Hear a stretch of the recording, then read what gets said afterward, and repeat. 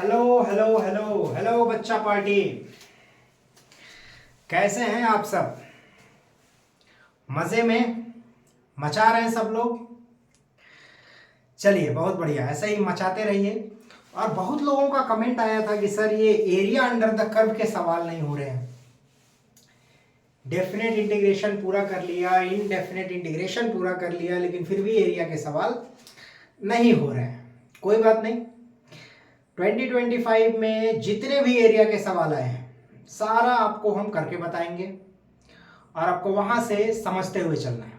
ठीक है, give up नहीं करना है। कई बच्चे क्या बोल रहे थे कि sir area under the curve का सवाल अगर छोड़ दूं बाकी सवाल करूं तो क्या हो जाएगा। देखो बेटा, ऐसे नहीं करना है, क्योंकि जेई मेंस में क्या हो रहा है कि आप कोई भी एक चैप्टर छोड़ नहीं सकते हो। जब आप छोड़ दोगे तो पता नहीं उसी चैप्टर से 2-3 सवाल आ जाए, ऐसा भी हो जाता है। जैसे लास्ट ईयर की अगर बात करें, बाइनोमियल और 3D ज्योमेट्री से मिलकर के ही करीब 4-4, 5-5 सवाल एक पेपर में आ गए। 3 सवाल, 2 सवाल बाइनोमियल के और 2 सवाल 3D ज्योमेट्री के। अब उस बच्चे के बारे में सोचो जिसने 3D ज्योमेट्री अच्छे से नहीं किया, बाइनोमियल अच्छे से नहीं किया, बाकी सारे चैप्टर अच्छे से किए, लेकिन क्या फायदा, सवाल तो वहां से आए नहीं, है ना। तो किसी भी चैप्टर को आपको हल्के में नहीं लेना है, सारे चैप्टर आपको तैयार करने हैं। सारे के सारे 33 चैप्टर्स जो मैथ्स में हैं सब कुछ आपको तैयार करके चलना है, गिव अप नहीं करना है। ठीक है। और गिव अप से याद आया, एक बड़ी ही अच्छी सी लाइन याद आई है, तो सुनेंगे। सिकंदर, सिकंदर हो तुम, और सिकंदर कभी हालात के सामने नहीं झुकता, है ना। सिकंदर हो तुम, सिकंदर कभी हालात के सामने नहीं झुकता। तारा टूट जाए लेकिन कभी जमीन पर नहीं गिरता। मतलब जमीन पर गिरता है टूटने के बाद, तो तारा टूट जाए लेकिन कभी जमीन पर नहीं गिरता।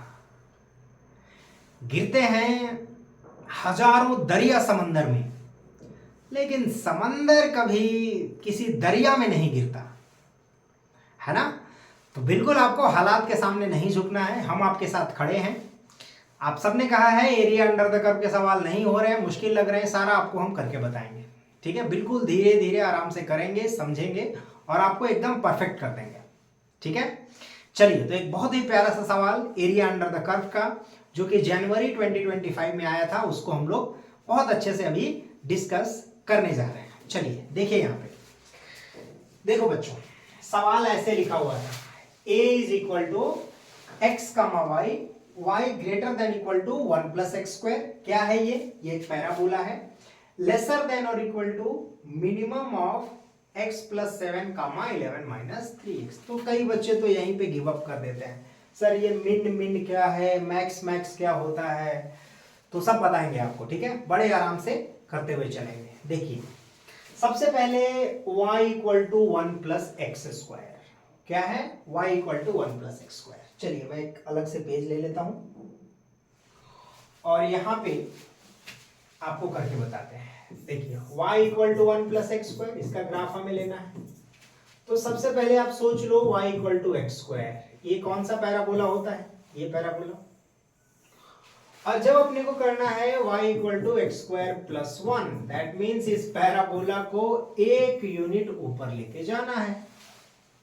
समझ गए, एक यूनिट ऊपर लेकर के जाना है। तो ये पॉइंट कौन सा वाला हो गया, जहां पे x 0 है, तो x 0 y 1। ये ग्राफ है आपका y equal to 1 plus x square का। समझ गए सब लोग, सबने पकड़ लिया यहां तक अच्छे से कि कैसे y equal to 1 plus x square का ग्राफ बनेगा। ठीक है, चलो अब आगे चलते हैं।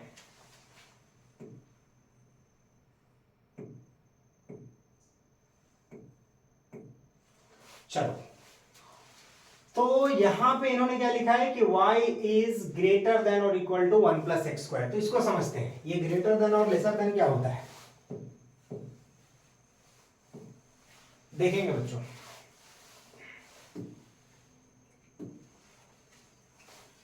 सबसे पहले हमने इसको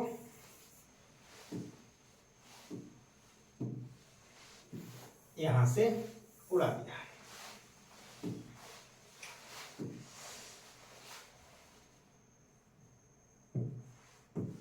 देखिए इन्होंने कहा है y ग्रेटर देन और equal to x square plus one, है ना। इसको अगर रीअरेंज करेंगे तो क्या आएगा, एक्स स्क्वायर लेसर देन और equal to y minus one, है ना। तो x square lesser than equal to y minus one. अब ये जो पैराबोला है ये दो रीजन तैयार कर रहा है, एक तो इस पैराबोला के अंदर वाला पार्ट और दूसरा जो आप पैराबोला के बाहर देख रहे हो।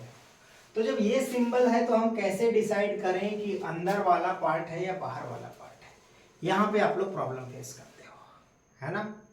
बिल्कुल आप सोचते हो अरे यार ये कौन सा वाला पार्ट लेंगे, कैसे लेंगे, इनइक्वालिटी आ गया। अगर सिंपल इक्वेशन है तब तो हम कर लेते, ये लेस देन इक्वल टू कैसे करें।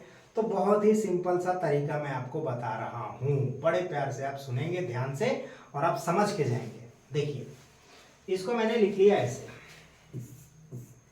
X square plus one minus y lesser than equal to zero, ठीक है। और कोई भी एक पॉइंट हमने ले लिया, कोई भी पॉइंट आप कहीं का ले लो, या तो इस रीजन का ले लो या इस रीजन का ले लो। चलो यहाँ पे एक पॉइंट है, क्या पॉइंट है ये, 0,5 है। अब इस पॉइंट को रख के देखते हैं, इस पॉइंट को रखने के बाद ये वाली चीज पॉजिटिव आती है या नेगेटिव आती है। ध्यान से सुनिए, कोई भी एक पॉइंट ले लोगे आप, ये पॉइंट ले लिया, अब ये पॉइंट को रखेंगे यहाँ पे, चलो रख देते हैं, कितना आ जाएगा 0 + 1 - 5। अरे ये तो नेगेटिव है और यहाँ पे भी अपने को लेस देन इक्वल टू 0 चाहिए, मतलब इस पैराबोला के अंदर में जितने पॉइंट हैं वो सारे लेस देन वाले हैं, ठीक है। तो अगर उन्होंने बोला है x square is less than y minus one, that means they want the region of the parabola which is inside the parabola, not outside। अगर greater than equal to होता तो अंदर का छोड़ के बाहर का लेना होता, समझो अच्छे से आप। लेस देन मतलब अंदर का रीजन, कैसे वेरीफाई करते हैं, तो ऐसे वेरीफाई करते हैं। अंदर का एक पॉइंट लिया, लेस देन मिल रहा है, मतलब अंदर वाले जितने भी पॉइंट हैं उससे आपको लेस देन ही मिलेगा। तो यहाँ पे आप समझ गए कि अगर उन्होंने बोला है ये वाला ग्राफ तो इसका मतलब है अंदर का सारा पार्ट। ये देखो दाढ़ी मूछ मैंने बना दी, पैराबोला के अंदर आप दाढ़ी मूछ देख रहे हो, यही वाला रीजन वो लोग कह रहे हैं।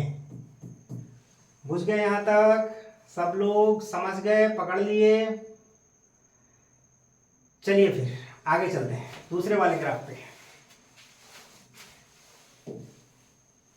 तो ये देखिए यहां पे देखेंगे, अब सबसे पहले मैंने इसका ग्राफ बना दिया, ठीक है। ये पैराबोला और ये जो पॉइंट है ये है 0,1 और इसके अंदर का सारा रीजन आ गया इस ग्राफ में। अब चलते हैं दूसरे ग्राफ पे। दूसरा ग्राफ है y इज लेसर देन और equal to min of x + 7 and 11 - 3x। अब ये क्या बना है समझिए,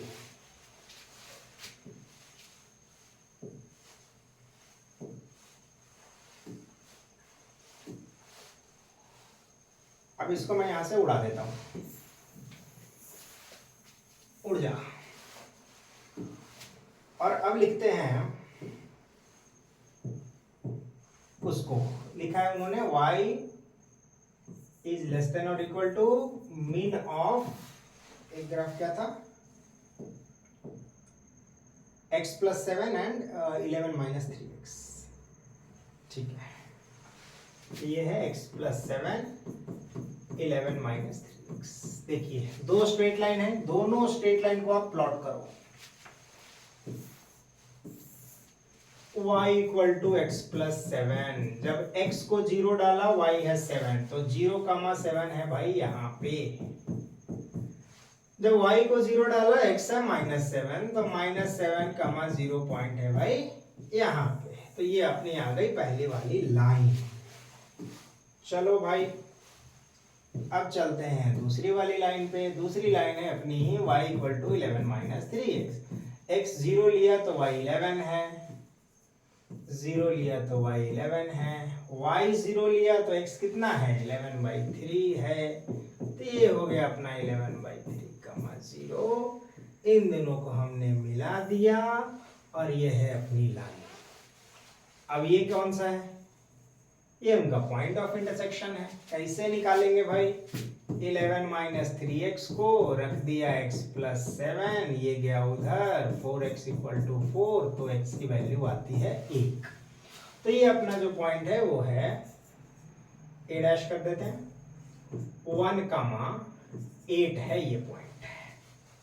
बुझ गए सब लोग, समझ गए? तो ये अपना पॉइंट है 1,8 और ये पॉइंट है अलग अलग। ठीक है जी, क्लियर है कहानी? अब देखिए कैसे डिसाइड करेंगे कि मिन या मैक्स, तो देखेंगे अच्छे से देखेंगे। ये है अपना एक्स एक्सिस जो कि -∞ से +∞ तक चल रहा है। ठीक है, तो जब आप -∞ से इधर की ओर आ रहे हो तो एक ग्राफ आपका ऐसे जा रहा है, दूसरा ग्राफ आपका ऐसे जा रहा है, लेकिन आपको क्या कंसीडर करना है? मिन, मतलब दोनों में जो मिनिमम है, मिनिमम मतलब वैल्यू ऑफ y। तो जब y नीचे है तो मिनिमम है, नीचे है मतलब नेगेटिव y की तरफ है या पॉजिटिव पे भी कम वैल्यू है, और जो ऊपर है वो y ज्यादा है। तो जब अपने को मिन बोला जा रहा है तो -∞ से यहां